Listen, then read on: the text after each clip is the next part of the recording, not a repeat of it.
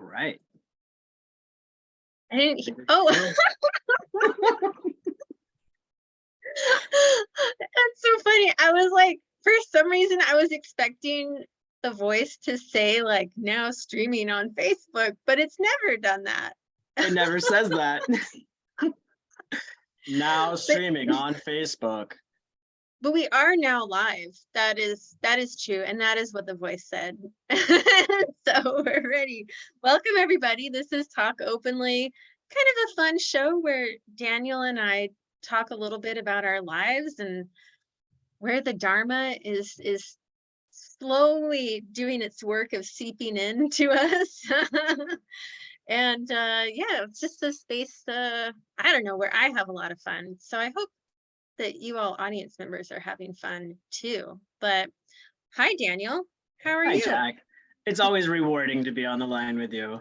Oh my gosh, yes. I enjoy the heck out of these. I enjoy the heck out of these talks. The heck out of them.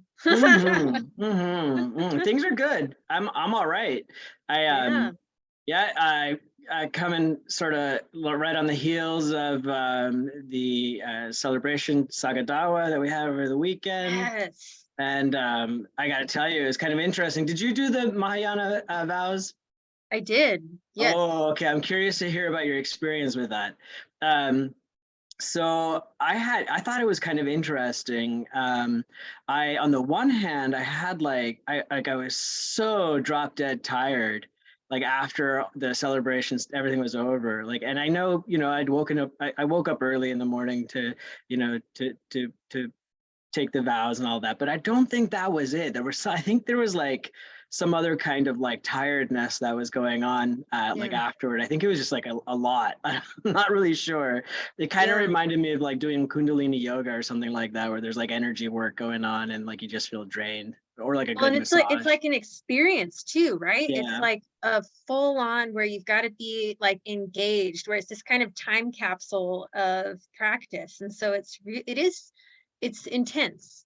Yeah, it is. It is intense. And even though like the vows are not like, I don't know, not super hard to maintain for a short amount of time like we did.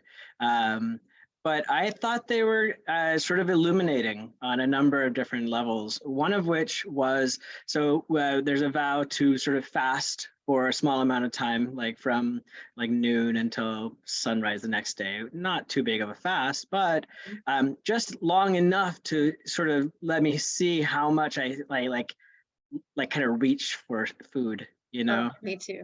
I was like, oh wow, like I keep kind of like I keep wanting to just have some like something. I don't know. It was weird, right? Like so I was recognizing that aspect of it, music as well, right? So like I was like how much I was driving home from the Dharma Center and I was gonna like turn on the stereo. I was like, oh wait a second. Oh, I took a vow that I wasn't gonna do that right now. Same at home, right? I usually like I'll crank up some music and like I like get down with it, but I wasn't doing that. And then last year when I took the vows, the preceptor said, hey, the whole not sleeping on high bed thing, it's probably okay. You could just sleep on your regular bed. But this year I was like, no, I'm not gonna sleep on my bed. Like it's a pretty nice, it's a fine bed. It's a nice bed and everything. I fall asleep easily on it, right? Yeah. And so I was like, okay, I'm gonna try something different. So I set up a cot outside and I went. Whoa. Yeah. So I was gonna sleep on the cot outside, but I was out there and the mosquitoes kept coming at me. And I was like, no. And I was like, first I tried to do some stuff with the mosquitoes, and finally I was like, no, this is gonna drive you crazy. This isn't worth it, right? That's not part of it. It's not a vow to let the mosquitoes eat you. So then I was like, okay, I'm just gonna go inside. So I set a yoga mat on the floor and tossed the pillow down there, grabbed a sheet, and lay down on the floor. And that was how I slept that night. And normally I sleep pretty, like I'm pretty comfy and like I go to sleep easily and I want to stay in bed a little bit longer, like that kind of thing. But in this case, I did not fall asleep easily. It was very meditative. And I also woke up super early the next day, like 4:30 or something like that. Just And just sort of jump like, right up, right? yeah, I was like, oh, I'm not, there's no need to stay here on the floor. Like, I'm good. you know? So I'm good. Thank you. yeah, like really, like I don't I'm think I good. need that anymore. But I found that it was helpful. It was for my meditation practice. I thought Yeah. that it really simplified things on the one hand, and it made it kind of calm and quiet on another, and made it so that I didn't sort of like hijack my senses with sort of like standard sort of sense pleasure, like the Yeah. basics, music and food and comfort. And I thought it really sort of enhanced the meditative sort of aspect of just ordinary existence. Mm. And I thoroughly appreciated that. It was good. So I need to do a little bit more of that. I don't think I'm going to sleep on the floor anymore, but Yeah, yeah. Oh, the that's so rest of cool it, though to hear about like just the effects that it had on your mind. yeah. Yeah, just those like slight tweaks. Mhm. And it is, yeah, profoundly transformative in just such a short period of time. Um, and I'm curious, as you were coming out of the fast and the vows around comfort and whatnot, what did you notice with your mind? What did anything change, or were you able to maintain some of that kind of stability?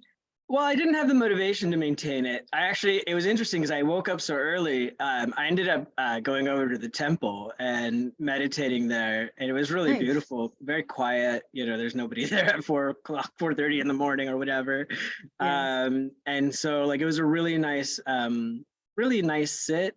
And then I noticed that I was very keen on understanding when the sun rose. Like and I was grateful that there were leftovers in the fridge at the Dharma Center Yeah. from the day before. So I had a nice breakfast thanks to all of the Sangha friends who brought food. Yeah. I really appreciated that. It was a nice way to break the fast there at the temple. That's But I didn't lovely. actually, I guess there was an awareness of this tendency on my end to sort of like gravitate towards things that sort of like will plug my senses, Mm. and how that if I don't do that, that I'm a little bit more aware of what's going on around me. And also, I got to admit, I don't think this was a forced practice in the sense that the other aspect of it was really sort of recognizing that whatever mild discomforts that I felt, that there's like people who feel that and much worse on a regular basis Yeah. all the time. So like when I was driving to the Dharma Center, I saw this homeless guy coming out of the bushes, like out on the street, like he was like kind of waking up, and I realized I was like, yeah, it's uncomfortable for him too. He's getting up because he doesn't want to be there anymore, Yeah. right? And he Yeah. was outside, and he had the mosquitoes, Yeah. and he doesn't Yeah. have a high bed to jump into the next day. He doesn't, you know what I mean? Like he's Right. gonna do that again the next night, and again the next night. And it Yeah. really, like, there were multiple situations like that where I noticed this sort of like this upwelling of empathy, compassion, Hmm. that this sort of like recognition. Like on the one hand, I'm super grateful for all that I have, right? Like I feel like a king, right? Like with Seriously, just, right? I know. yeah, just with the basics. But yeah, I recognize this sort of commonality that we have, and there's this, like there is some sharing in the sharing in other people's suffering. So Yeah. yeah, I can't really put it into words, but I thought it was a pretty profound practice, especially given how kind of light, like it was no heavy-handed approach to it. They're all pretty Yeah. simple vows, and most of it is stuff we're already doing. So, and it was so short-lived, like very easy to maintain. Right. What Very about you? cool. How was your experience with taking the vows?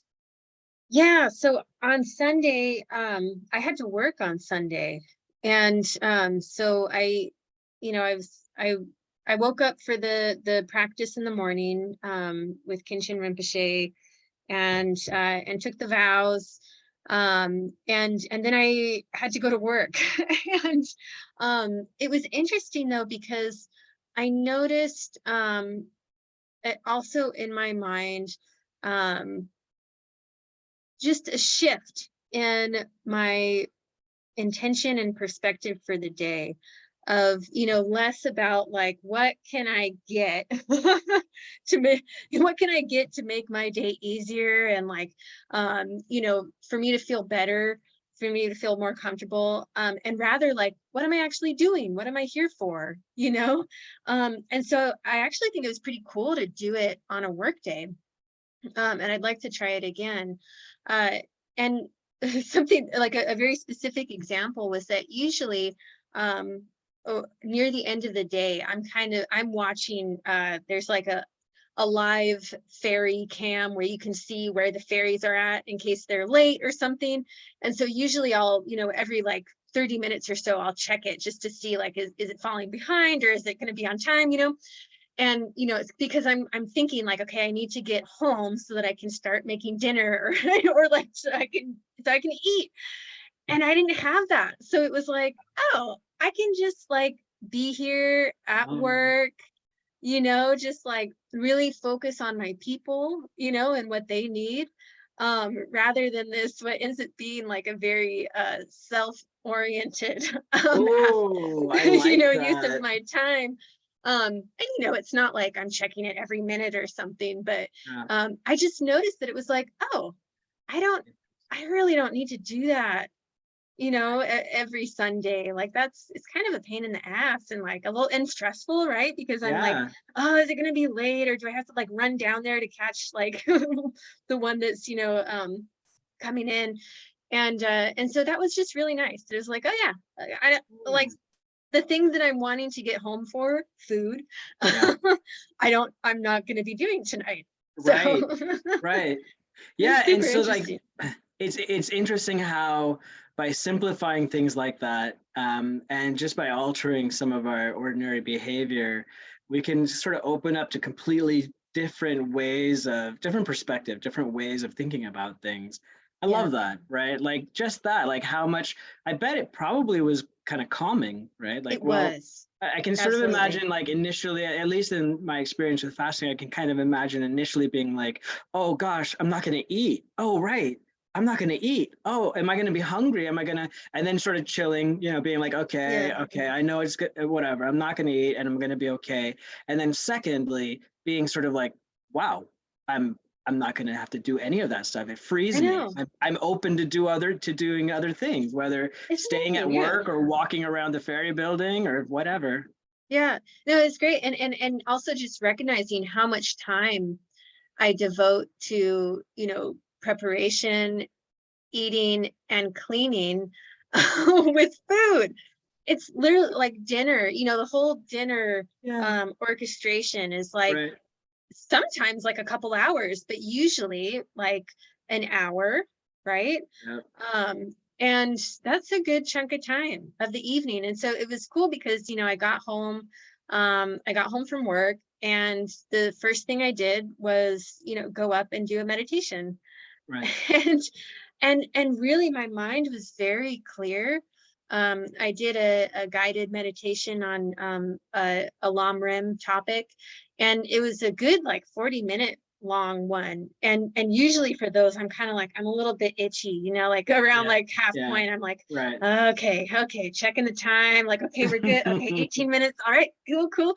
But this time I was just really, I felt engaged, right? And like I really genuinely wanted to be there. And so it was this kind of just like letting go, setting down the attachment, Right. so that I could be fully present. And so I am, I'm curious of, how to do that in general everyday life, like when I'm not taking the Mahayana precepts, like how can I maintain that mind, that is less attached? And it's kind of just a rhetorical question right now, because I certainly don't have any answers, and I don't expect you to, but if you do have some answers. Well, I do have a thought. I don't have an Yeah. answer. I just have a thought that's related to what you were saying, which is, like I've done fasting in the past, for example, and have slept in uncomfortable places and whatever. The difference is that there's like an intention behind it. There's a Yeah. motivation behind it. And I think that that's sort of like one of those things that I really appreciated about taking the vows, and that, Kenshin Rinpoche sort of made very clear that it has to do with our intention, right? To Yeah. this bodhicitta, this desire to wake up for the benefit of all sentient beings. That's why we're doing it. And I think that remembering that was I thought that was actually instrumental in the whole thing for me, which was, I'm not just doing this for the sake of doing it. I'm not just testing myself. I'm not just checking my ability to Right. be disciplined. It's nothing, So it important. wasn't just those things, right? Like it actually was very clear why we're doing this. And it was nice to remember that again and again. That was one of those things, that was what I felt was so profound. I can't really put it into words, but I noticed it when I was going to, trying to go to sleep, or early in the morning, or when I was meditating the next day. I noticed that there was this coming back to the motivation again and again.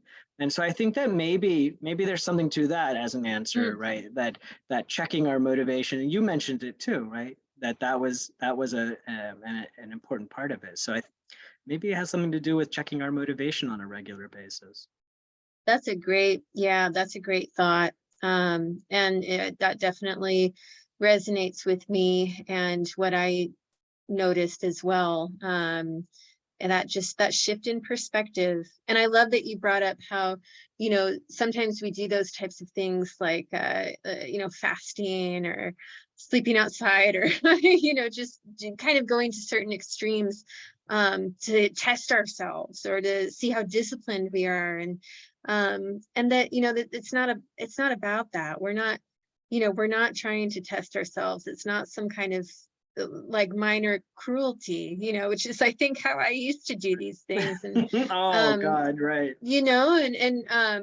And so to shift it to, no, I'm just setting things down for now, so that I can Right. reorient towards what's important, which is other people. Right. And of course we're part of all sentient beings, but just letting that self-centered mind take a break. Yeah. Encouraging it, right? You're going to take a break tonight. Yeah. Let's see if we can't find other ways to give ourselves a break in the same way. Right. It's all mind training, right? It's all lojong. All mind training. Yep, absolutely. Yeah. And I don't know if you've noticed, but I think I have experienced a little bit of some like after effects that feel pretty positive. Like I've noticed the last couple of days, I just feel very present.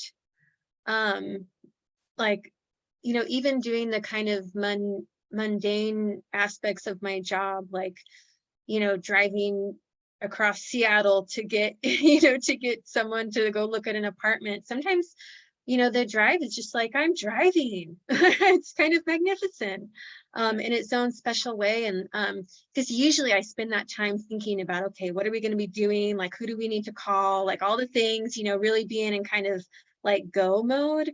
Right. But actually just being able to sit and do what I'm doing has been really pleasurable. And just a little bit of like kind of warm fuzzy feelings in my heart. And I'm curious if you've noticed any of that too. Yeah, I would say definitely an increase in presence, some very interesting warm fuzzy feelings in my heart, some interesting sort of I don't know what they are. I don't know if it's insights or just experiences or what, but definitely some actual literal sort of warm fuzzy feelings in my heart. Yeah. And also just this sort of like an energetic renewal of my commitment to practice. I noticed that as well, where I'm like, oh, wow, like I feel refreshed, energized. Yeah. Sweet. Nice. Well, I love it. Let's keep Go Mahayana vows. Seriously. And I know that there's some like lay practitioners who take Mahayana vows on like the full moon each month. Oh, So that's something I might look into. I'm going to ask Lama if that's something that he thinks would be a good practice for me. So ooh, I like it. I like yeah, it. Tell us what you find out. I think I I can will. imagine wanting to do that as well. So yeah, I'm glad Once a you brought it month, up. right? That could Yeah, be totally doable. that's a great way to rock the full moon. I know, right? Well, you mentioned mind training, and I'd love to maybe see what's going on in the random Lojong slogan world. Ooh, ooh, ooh. All right. I'm excited about this. I'm hoping that we get a fresh one. Yeah. Yeah, Okay. and maybe it'll even be on topic with our antidotes to anger tonight. That would be very, very cool. Let's see. All right. All right. Let's set our intention. Please help us with this. Okay, whatever. Okay. Ooh. Oh, okay. 51. I don't think we've gotten this one yet. Oh no, go for it. Let's check it out. This time, I like that. This time, practice the important points. Great. So that's part of point 7. And let's see what oh, Yeah, Choki Gyaltsen, say Chilbu Choki Gyaltsen says in Mind Training, the Great Collection. So he says, of the two aspects of Dharma, exposition and practice, the latter is more important. Compared to all other meditative practices, the practice of training in the awakening mind is more important. Compared to training the mind by applying the 2 paddles of scripture and reasoning, it is more important to persistently train in applying the appropriate antidotes on the basis of your teacher's pith instructions. Compared to other activities, training by remaining seated on your cushion is more important. Compared to avoiding the objects of your afflictions, it is more important to probe within.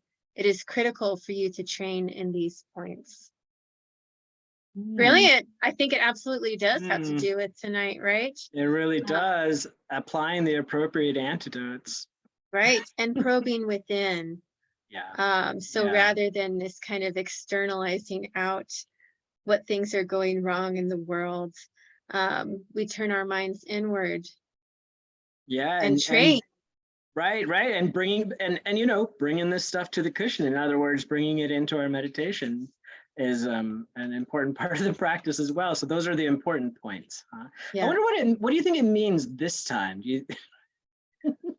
Honestly, I think like it might just mean every single like moment. Honestly, like really like every single moment. Okay, this time. Okay, this time. Like, okay, this time I'm gonna practice focus, right? Right? Because like isn't shamatha all just, at least for me, it's literally like 24 minutes times however many 60 seconds is in 24 minutes of like repeatedly, okay, this second, this second, this second, Oh yeah. Or this breath, right? How many, like in one single breath, I have so many different thoughts. Oh boy. Ain't that the truth? Always coming back to, okay, what is my purpose here? I'm training towards the awakened mind. So I love that. I think that's such a sweet little pith instruction there, that this time. And it's so compassionate, right? Yeah. It's so kind. Like, well, it's important. It's important to bring some kindness into it. Like we've talked about extensively on this show. It's quite easy to get into sort of a rigorous, kind of almost mean-spirited, mean towards ourselves anyway, spirited practice of Dharma. Oh yeah. I wouldn't be practicing Dharma anyway, but yeah, got to be kind ourselves and others. Got to be kind. It's not a self-improvement project, although self-improvement is somewhat of a byproduct that happens, right? Sure, absolutely. Yeah. But if it's the point, then we're just gonna be fighting ourselves and stabbing ourselves in the back and doing all kinds of cruelties. No more. Let's set that one down. We're done with it. We're done with it. Out the window. Well, great. Tonight we're going to be talking about some antidotes to anger. Last week we talked about anger itself, And I left that conversation feeling just really energized. Anger has been such a strong, powerful force in my life, for all manner of terrible things, right? And minor things too, not just the major ones, but the minor ones. It seems like anger is has been my underlying baseline for much of my life. And so to discuss that was really enlivening for me, and I'm so excited to talk about antidotes tonight. Did you, I have a question about that. Did you recognize, before you got into Dharma practice, did you recognize actually how angry you were? Or did you not think that? No. I mean, so I did have experiences where I would like fly off the handle, Of course, where, and yes. those would be like, okay, yeah, those ones are bad, right? That's what anger is, right? That's what I thought the anger Yeah. was like the explosive, like yelling at people, yelling at myself, self-harm type stuff.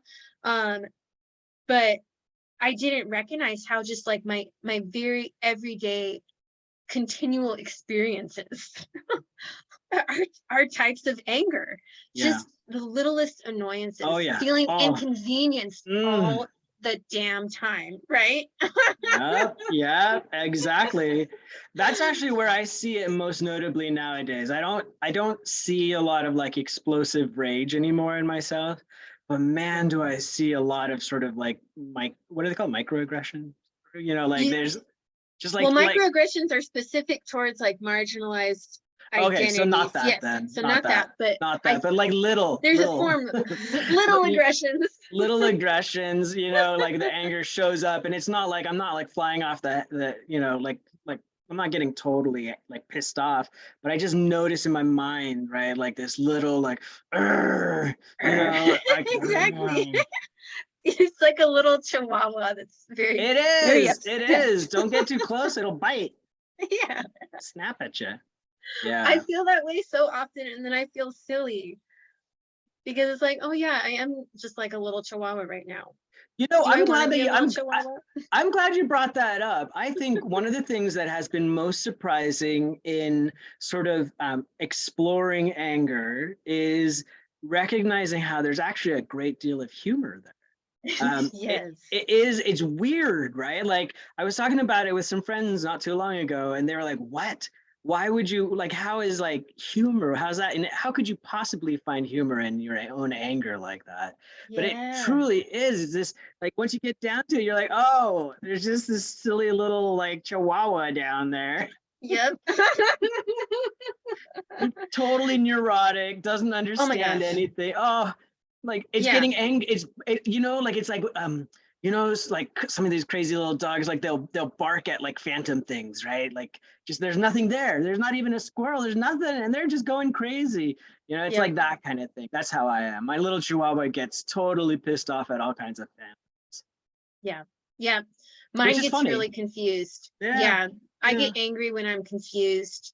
Oh. Yeah, or feel like others are attacking me when they're probably not at all. That's a big one. So antidotes, I'm wondering if we should start with like some secular approaches. Well, I was thinking, an ounce of prevention is worth a pound of cure, right? Hell yeah. And I think the antidotes might be viewed a bit more on the curing end of the spectrum. Mm-hmm. And I was thinking earlier today about how a lot of times, if I notice situations, like factors that contribute to me getting angry, then I can sometimes head it off, Yeah. right? So what I mean by that are things like for me, like getting hungry, like hangry, right? Yeah. Like Mm-hmm. if whatever my blood sugar is kind of messed up or whatever, then it's really easy for that sort of irritation to be kind of get heightened more and more until I just sort of don't even have the capacity to deal with anybody, even if there's Mm-hmm. nothing wrong with them. I just am like, I can't deal with you right now. And like fatigue is the same way. Like if I'm super tired, it's the same kind of thing, right? Mm-hmm. And when I was drinking, You know, like I was a pretty happy drunk for the most part, Yeah. but all of the big major sort of fights and big problems that I had in relationships with other people, drinking was a factor. Oh yeah. So Same. drinking and doing drugs and stuff is a big part of it. Like when I was smoking a lot of weed, you know, like I thought, oh, I'm just so chill. I'm always so chill. People are just harshing my vibe, you know, like, but, Uh-huh. but what I noticed is like, I would get really, really irritated and like pissed off because of that. Like people would, When I people were would be, harshing your vibe. yeah, because Yeah. I'd be confused. Like I wouldn't be able to maintain a conversation or Right. whatever, you know. So somebody's like wanting to have a discussion with me about how maybe I've offended them or Mm. I'm failing in some regard or whatever. And I sort of like might get a little defensive, but I'm still kind of like, oh no, it's all good, it's all good. But then I can't maintain the thoughts, right? And so that makes them Yeah. even angrier. And then I'm like, whoa, why are you so angry, dude? Right? Yeah. Like Yeah. that. Yeah. Confusion definitely breeds anger. Yeah. Right, right. Yeah. And so So like I was why wondering, deliberately make ourselves more confused? yeah, why set ourselves up for failure in that Yeah. regard, you know? So I Yeah. think that like that was just like, are there other things I was thinking? So like there's, you know, there's other stuff like psychological factors, environmental factors, social factors, and I don't know, maybe cognitive factors as well. What do you think? Are there other things that you recognize in your own life that sort of make it easy for you to get angry? Yes, yes. Any like kind of hint that I may have done something wrong or Not you, wrong, Jack. No, no, not you. No, because as I've talked about on the show before, I'm a glutton for praise and thinking that people think well of me. And so like criticism, especially harsh criticism, right, of course, and feedback, I'm just like I'm ready to be, like you said, just like kind of defensive. Yeah. And I say, that's gotten a lot better over the last few years, but Nice. there's little things that my partner does where I'm just like, are you telling me that I did something wrong? And he's like, no. Like there'll be like just things like even about like, oh, what is this thing here? Like, out on the table or whatever. And I'll think that he's like blaming me or accusing me of leaving things out, Yeah. when really he's literally just asking me like, what is this thing? And so I'm like constantly there's like this narrative that I weave in my head that everyone's out to get me and everyone's gonna like reveal my, I don't know, my sloppiness, right? Because like I do leave Right. stuff out, or like, and so yeah, it's just so funny that it's like actually what I'm doing is I'm just calling myself out, like by getting angry, I'm just revealing the thoughts, like the low self-esteem that I have about Right. myself, Right. Right. and Yeah. so Well, yeah. yeah, Low it's just self-esteem is a huge. big one, right? Oh my Because gosh, it's it's huge. so easy for people, you know, to sort of like to give rise or show it, right? Give Yeah, us the opportunity to sort of express our low self-esteem. It's so yeah. true. And So then it's true. so embarrassing, right? Uh, mm, I mm. would say that that's definitely been a huge one for me, is working on my self-esteem. That Yeah. like a big antidote for anger, because so much of my anger is self-directed rather than outside directed.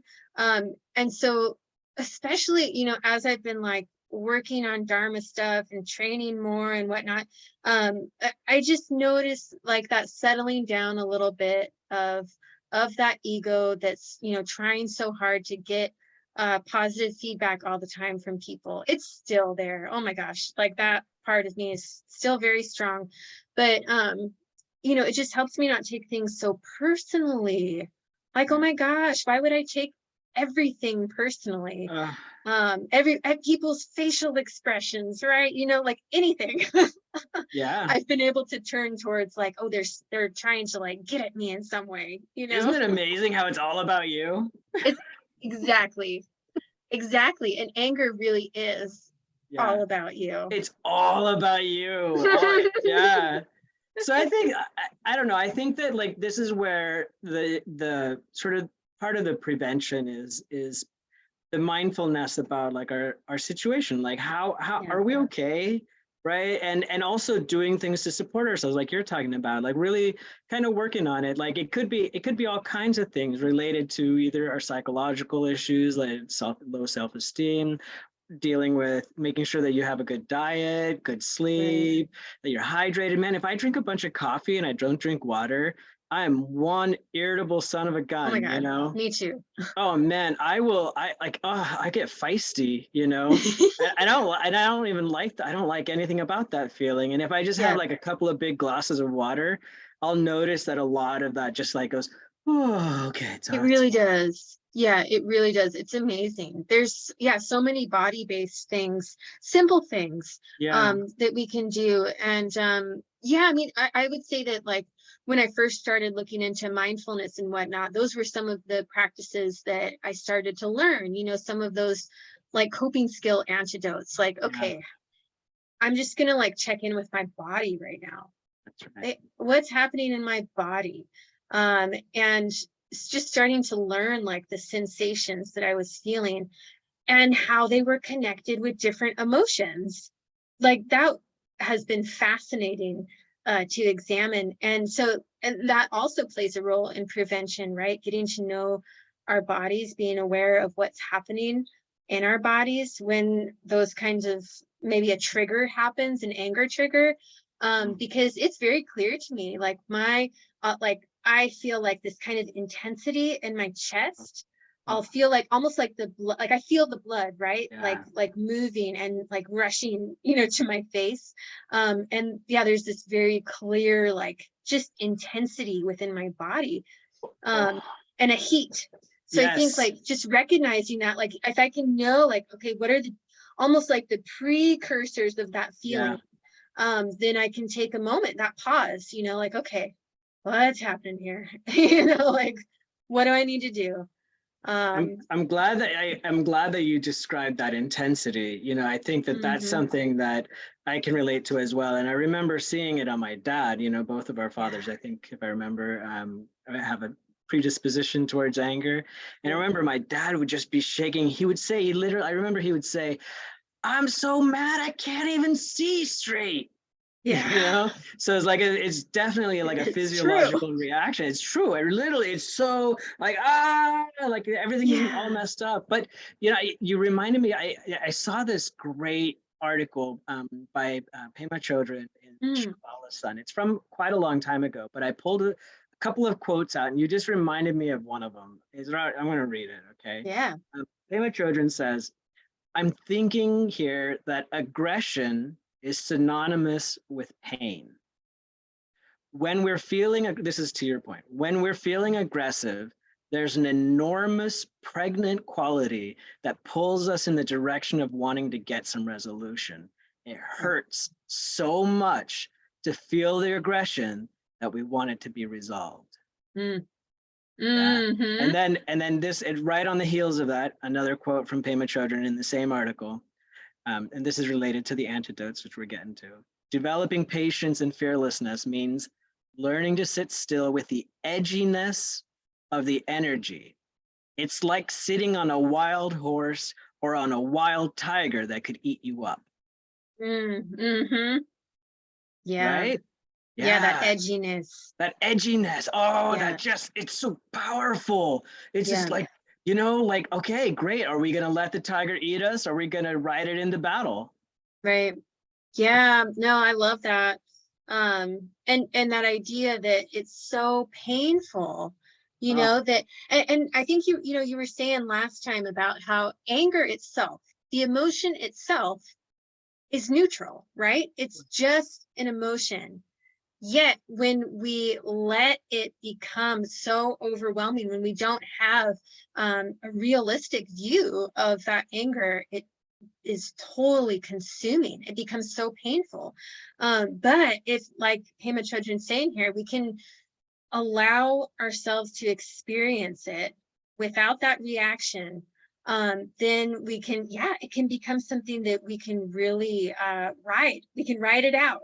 we can It surf that doesn't. with that energetic wave. It's true, but it's going to Yeah. take some courage, because sometimes it's Yes, like and those. trained. It's like, have you ever seen those YouTube videos of the giants, the waves, the surfers surfing the giant waves? Yes. You know, Oh, the ones that are terrifying. like the biggest waves on the planet, and they're out Yeah, there surfing these things, right? Like, of course it takes insane. training. They didn't just like start that day, right? Yeah, They yeah, they sort of baby step their way into it, but there's still like the amount of courage it takes to do that. That's what we're talking about insane. here, is riding those waves of anger, right? Yeah, Like not letting them crash and kill us, and not letting them crash and kill our friends and family and those around us. totally. Yeah, yeah, because yeah, ultimately, when we think of what would I actually like to have as an outcome, when we really think about it, we wouldn't want to, destroy ourselves or our loved ones, or even people that we don't like, really, when it comes down to it. Right. Um, but yeah, I that is another thing that's so helpful for me too, is when I can just write it out a little bit and think, what do I actually want to come out of this situation? Do I want to have like more anger and anger just like bouncing off of itself? Or do I want there to be some kind of resolution? And sometimes the resolution is simply that, oh, I didn't honk and scream at the person who cut in front of me, and I feel okay. It's not like I went and talked to the person like, hey, you made me feel upset, but I was able to sit with it and just have some resolution with Yeah. myself. Not this wave. I'm just gonna let that one pass. Yeah. Yeah. Not Yeah. gonna ride that one. Right. Sometimes, yeah, we just don't even write it. That's wisdom in action right there. Yeah, absolutely. Yeah, and in that quote, she talks a little bit about some of the things, some of the qualities that we're trying to develop. That's right. I think it can all be summarized, though. We could wrap this show up early, I think. Yeah. The answer is patience is the antidote, Yep. and the way to get there is Dharma practice. All right.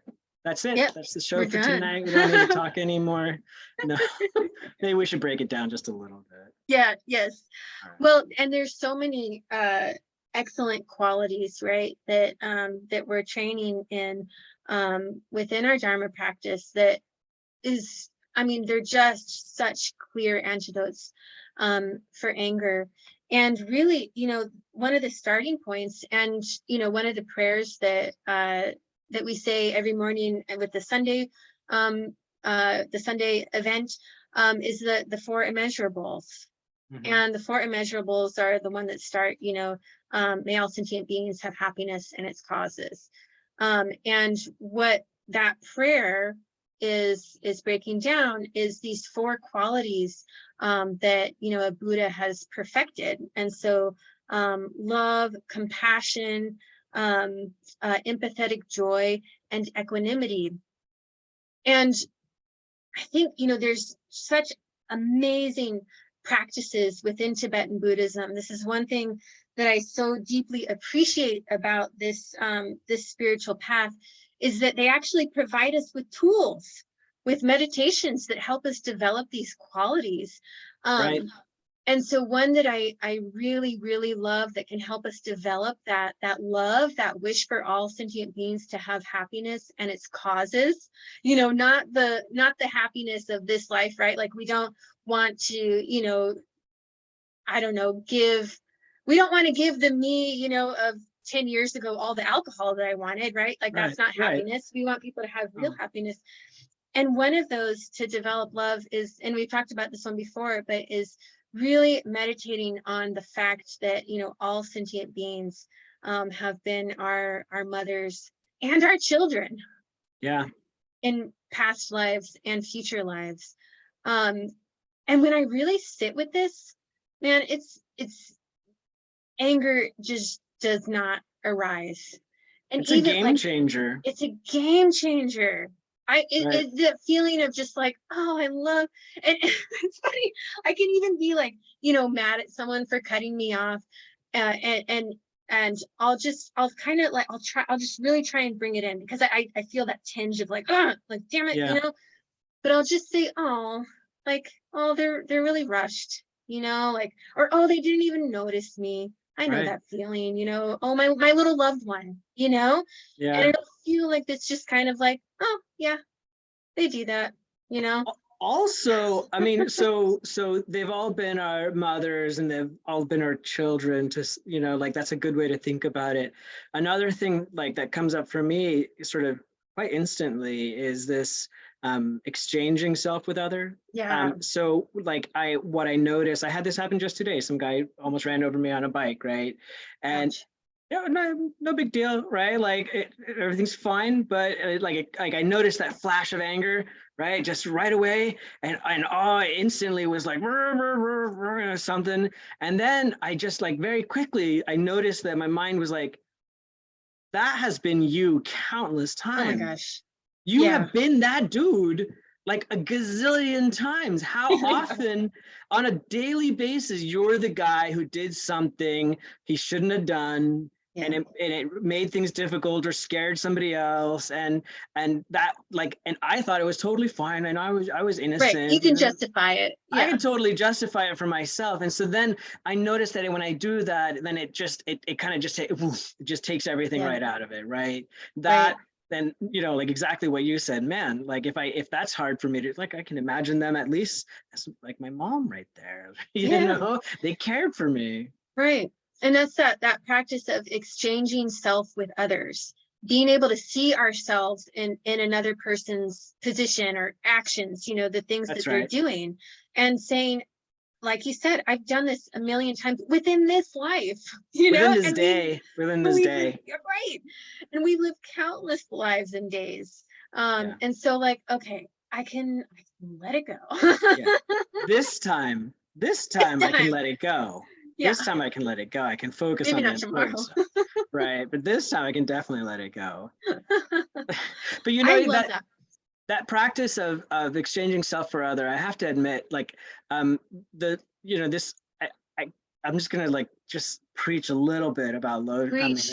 about Tong Lin, like I just it's been so pivotal for me and my relationship to anger, so there's this notion, I don't know if it's actually like a Buddhist Buddha quote, but the quote is, your worst enemy is your best teacher. And I think there must be Mm. something to it. I didn't verify whether it was a real quote or not, but Lama Yeshe says, the one you call enemy who makes you get angry is your spiritual guru, right? Hell yeah. Yeah, and so to that end, I shout out to my ex-wife, um, Yeah. my great Yeah. spiritual guru, and I have Seriously. like it was amazing because I used to have so much anger that like it was like always there, it was always on, right, for a long period of time. There was all this animosity and resentment and hatred, anger, whatever, all those kinds of emotions, and it Yeah. was a lot of rumination, a lot of this sort of Yep. Yep. just Just constant. clear in your mind. Like the best Oh, shamatha oh, practice ever is when you're oh, mad at someone, right? totally, right. And it was only through Tong Lin that I began to see me and her and me, and it was through that practice that the anger began. I would notice it. It would just kind of like begin to kind of just soften and soften and soften until now, like it's like, if I don't know, it doesn't feel like there's anything there, like just Yeah. goodwill, nothing, like there's no, I don't get the sense that any of those feelings are even, they're not even below the surface. They're just not there, right? That's It's totally so amazing. transformative, right? Yeah. And so, because that's learned, like if patience is the antidote, we must be able to apply, we have to learn to develop that patience. And there's so many mechanisms with practices within Dharma, so the Dharma practices themselves, all of them, right? All the meditation, there's, the different types, whether you're talking about shamatha, or you're talking about loving kindness meditation, or you're talking about Tong Lin, all of those forms are super helpful to apply, like almost immediately. Yeah. We notice anger, we can do it before, like we were talking about, as a preventative measure.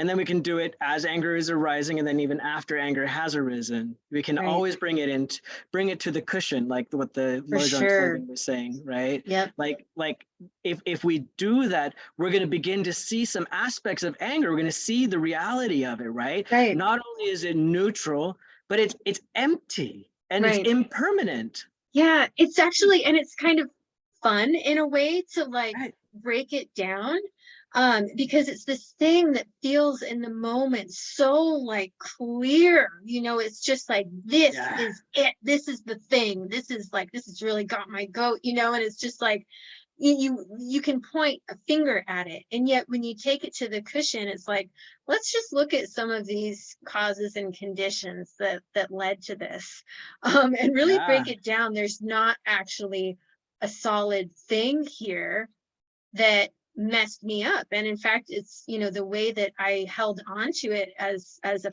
firm, you know, just like total thing, that's that's the suffering. That's Right. the suffering. You're Yeah. attached. Yeah. Yeah. Yeah. Yeah. And like you said about, you know, with your ex-wife, it sounds like there was almost there, it was like this burden that you were attached to, right? Like holding on to that, you know, Yeah. suffering, like, oh, you know, it just it's something that we can identify with. And That's yet right. it just crumbles apart upon looking at it. And especially when we can see ourselves in that person too, and see our Uh, actions and their actions. It's humbling. it is. It is terrible. I don't like being humbled like that. Uh, but it's a good practice. It really is. Absolutely. You Yeah. know, and what you were talking about, it's interesting. I saw this really great article. I'm going to plug it.